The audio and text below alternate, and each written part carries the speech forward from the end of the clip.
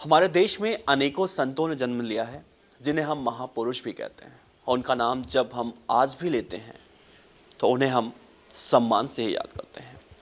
लेकिन इसी देश में संतों के नाम को बदनाम करने वाले ढोंगी भी पैदा हुए हैं जो संत का चोला ओढ़कर सनातन धर्म की आड़ में ऐसे ऐसे कृत्य करते हैं कि उनका नाम लेकर भी ऐसा लगता है कि जैसे कोई गुनाह कर दिया हो। आज हम आपको एक ऐसे ही तथा कथित संत के बारे में बताने जा रहे हैं जो सनातन धर्म की आड़ में ऐसे महिलाओं का यौन शोषण किया करता था। इस फर्जी बाबा का गुनाहों की दास्तान इतनी लंबी है कि ये जब तक जिंदा रहेगा ताउम्र जेल में रहेगा। नाम है आसाराम बापू। रेप के आरोप में जेल की सजा काट रहा है।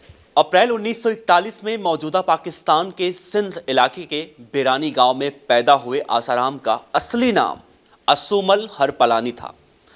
सिंधी व्यापारी समुदाय से ताल्लुक रखने वाले आसाराम का परिवार 1947 में विभाजन के बाद भारत के अहमदाबाद शहर में आ बसा। करीब 60 के दशक में आसाराम ने लीला शाह को अपना आध्यात्मिक गुरु बनाया। बाद में लीला शाह ने ही असुमल हरपलानी का नाम आसाराम रख दिया। 1972 में आसाराम ने अहमदाबाद से लगभग 10 किलोमीटर दूर मोटेरा कस्बे में साबरमती नदी के किनारे अपनी पहली कुटिया बना ली और यहीं से शुरू हुआ आसाराम के आध्यात्मिक प्रोजेक्ट का, जो धीरे धीरे गुजरात के कई शहरों से होता हुआ देश में अलग अलग राज्यों में फैल गया। शुरुआत में गुजरात के ग्रामीण इलाकों से आने वाले गरीब, पिछड़े और आदिवासी समूहों को अपने प्रवचनों, देसी दवाइयों और भजन कीर्तन की तिकड़ी परोसकर लुभाने वाले आसाराम का प्रभाव धीरे धीरे राज्य के शहरी मध्यवर्गीय इलाकों में बढ़ने लगा, बहुत तेजी से।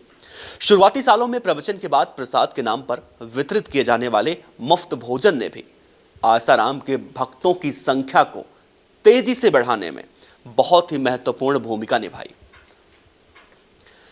आसाराम की जो आधिकारिक वेबसाइट है उसके मुताबिक आज दुनिया भर में आसाराम के करीब 4 करोड़ अनुयायी हैं और आने वाले दशकों में आसाराम ने अपने बेटे नारायण साईं के साथ मिलकर देश विदेश में फैले अपने 400 आश्रमों का एक बड़ा साम्राज्य खड़ा कर लिया।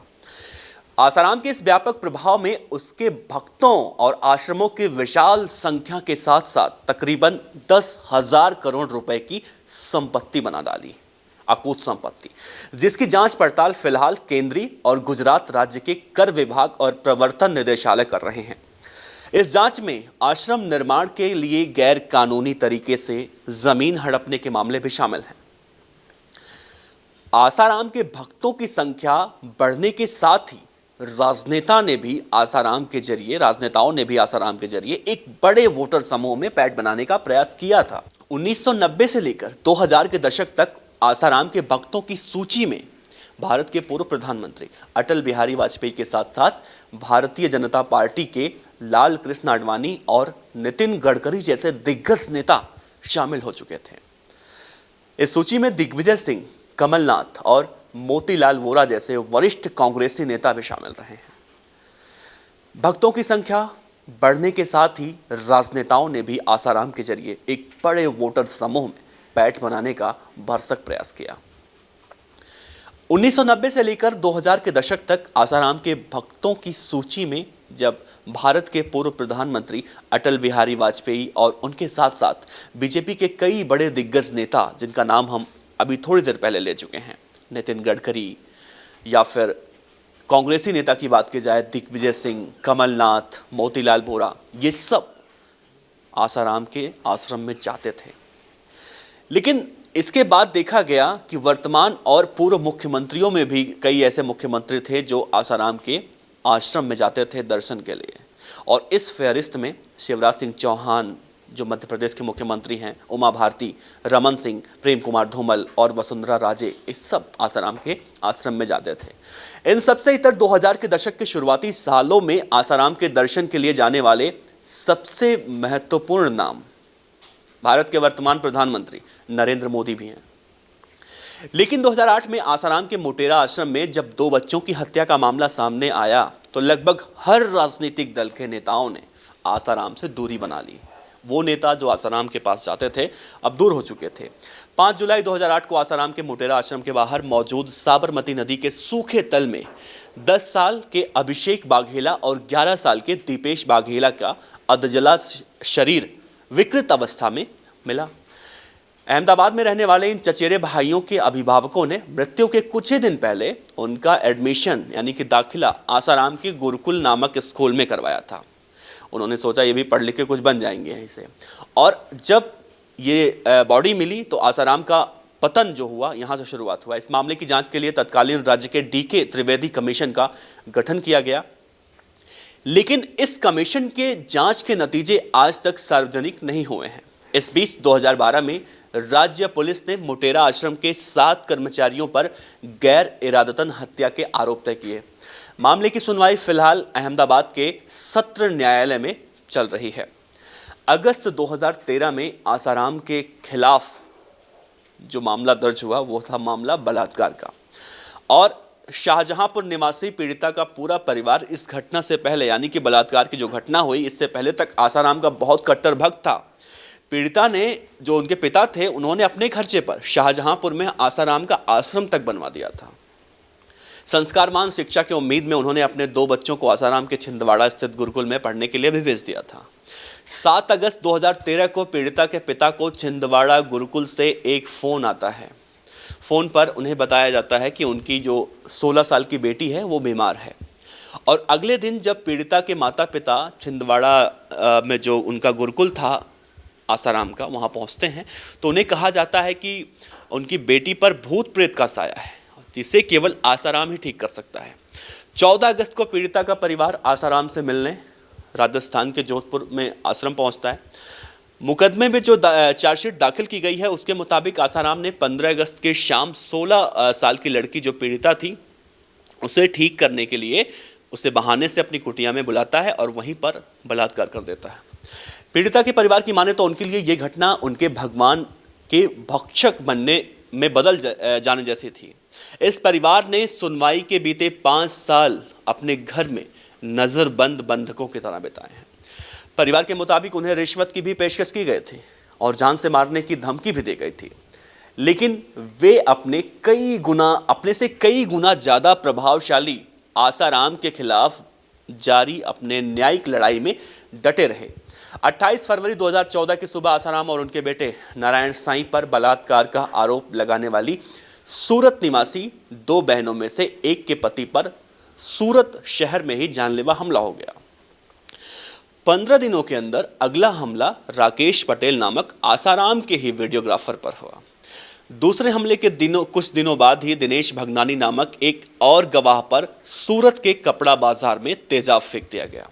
ये तीनों गवाह खुद पर हुए इन जानलेवा हमलों के बाद भी बच गए। इसके बाद आता है 23 मई 2014। आसाराम के निजी सचिव के तौर पर काम कर चुके अमृत प्रजापति पर जब चौथा हमला किया गया। पॉइंट ब्लैंक रेंज से सीधे गर्दन पर गोली मारी गई और इसके 17 दिन बाद उनकी मौत हो जाती है। अगला निशाना आसाराम मामले पर कुल 187 खबरें लिखने वाले उत्तर प्रदेश के शाहजहांपुर के पत्रकार नरेंद्र यादव पर साधा गया। अज्ञात हमलावरों ने नरेंद्र यादव की गर्दन पर हंसिये से 2 वार किए, लेकिन 76 टाकों और 3 ऑपरेशन के बाद नरेंद्र को एक जिंदगी मिल गई, नई जिंदगी। जनवरी 2015 में अगले गवाह अखिल गुप्ता की मुजफ्फरनगर में गोली मारकर हत्या कर दी गई। ठीक 1 महीने बाद आसाराम के सचिव के तौर पर काम कर चुके राहुल सचान पर जोधपुर की अदालत में गवाही देने के तुरंत बाद अदालत परिसर में ही जानलेवा हमला हुआ। यह सब ऐसा होता है जैसा आप फिल्मों में देखते हैं। राहुल उस हमले में तो बच गया, लेकिन 25 नवंबर 2015 से आज तक कहां है किसी को नहीं पता। इस मामले में 8वां सनसनीखेज हमला 13 मई 2015 को जो गवाह था महेंद्र चावला उस पर हुआ पानीपत में। हमले में महेंद्र तो बच गया, लेकिन आज भी आंशिक तौर पर विकलांगता से जूझ रहा है। इस हमले के 3 महीनों के भीतर जोधपुर मामले में गवाह 35 साल का कृपाल सिंह गोली मारकर हत्या कर दी गई। अपनी हत्या से कुछ हफ्ते पहले उन्होंने जोधपुर कोर्ट में पीड़िता के पक्ष में अपनी गवाही दर्ज करवाई थी। बीते 7 सालों में सुनवाई के दौरान आसाराम से खुद को बचाने के लिए देश के सबसे बड़े महंगे और नामी वकीलों को आसाराम ने सहारा लिया है। आसाराम के बचाव में अलग अलग अदालतों में बचाव के साथ साथ बेल की अर्जियां लगाकर लड़ने वाले वकीलों में राम जेठमलानी, राजू रामचंद्रन, सुब्रमण्यम स्वामी, सिद्धार्थ लूथरा, सलमान खुर्शीद, केटीएस तुलसी और यू ललित जैसे नाम शामिल हैं। आज तक अलग अलग अदालतों ने आसाराम की जमानत की अर्जियां कुल 11 बार खारिज कर दी हैं। आज आसाराम जेल में मज़े से रोटी तोड़ रहा है और उसके वापस आने की उम्मीद भी ना के बराबर है। आसाराम को जो सज़ा हुई है वो ये है कि आसाराम अपनी आखिरी सांसें जेल के अंदर गिनेगा। लेकिन जेल से बाहर उसके आश्रमों में क्या हो रहा है? उसके आश्रमों में आज भी आसाराम के वापस आने की उम्मीद बांधी जा रही है और ये कहा जा रहा है कि राम आएंगे, आसाराम आएंगे। तो उनके भक्तों का एक जो लंबा हुजूम है वो आज भी इस उम्मीद में बैठे हुए हैं कि उनके भगवान, ये तथाकथित, इन्हें इंसान भी कह लिया जाए, ये इंसान भी अगर हों तो बहुत बड़ी बात होगी इनके लिए। ऐसे ऐसे लोगों पे कहीं ना कहीं वो लोग यकीन कर रहे हैं और इस उम्मीद में जी रहे हैं कि एक न एक दिन उनके जो बाबा हैं, बापू हैं, आसाराम हैं, या फिर उनको कई सारे नाम आप दे सकते हैं, शब्दों के जरिए आप भावनाओं को समझिए, शब्दों पे मत जाइए। और जो भी आसाराम या फिर नारायण साईं के खिलाफ इस तरह खबरें दिखाता है, यानी कि जो सच्चाई दिखाता है, उसे या तो कहा जाएगा कि हिंदू और मुस्लिम का राग दिया जाएगा, या फिर ये कहा जाएगा कि हिंदुओं को जो है इस तरह से टॉर्चर किया जा रहा है, हिंदू संतों को एक रणनीति बनाई जा रही है। लेकिन जो फुटेज आप देखते हैं, जो सबूत आप देखते हैं, आप अंदाज़ा लगाइए। जिन वकीलों के नाम मैंने लिए हैं आपसे, जो आसाराम के पक्ष में वकालत करते हुए दिखाई दिए थे, लेकिन वो भी नहीं बचा पाए। राम जेठमलानी से बड़ा वकील और कोई नहीं हो सकता। राम जेठमलानी जब आसाराम को नहीं बचा पाए तो उनके जो ये भक्त हैं ये मानने को कतई क्यों नहीं तैयार हैं कि उनका जो बाबा है, उनका जो फर्जी बाबा है आसाराम, वो उन लोगों की भावनाओं के साथ खेल रहा था, बलात्कार कर रहा था लगातार। सोचिए, एक मामला सामने आया तो ऐसा हुआ, एक मामला सामने आने के बाद कितनी हत्याएं हुई, और ऐसे कितने मामले होंगे जो आज भी एक राज की तरह दफन होंगे। आसाराम और उसके भक्त और उसके बेटे नारायण साईं, पूरा जो एक कुनबा है, उसको लेकर आप अपने विचार, अपनी राय क्या रखते हैं, ये ज़रूर साझा कीजिएगा। इस पूरी खबर में हालांकि नया कुछ नहीं है। आसाराम के गुनाहों की दास्तान हम आपको बताने की कोशिश कर रहे थे, क्योंकि पिछले कुछ दिनों से जिस तरह से हमें लगातार धमकियां मिल रही हैं, जान से मारने की धमकियां मिल रही हैं, घर में घुस के मारने की धमकियां मिल रही हैं, तो हमने सोचा कि आसाराम की जो कुंडली है वो खंगाली जाए और आसाराम की जो गुनाहों की दास्तान है एक एक करके लोकल वोकल न्यूज आप तक पहुंचाता रहेगा।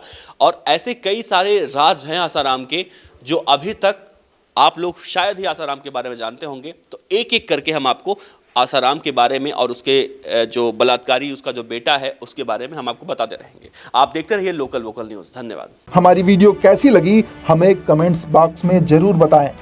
अगर वीडियो पसंद आई हो तो इसे लाइक और शेयर ज़रूर करें।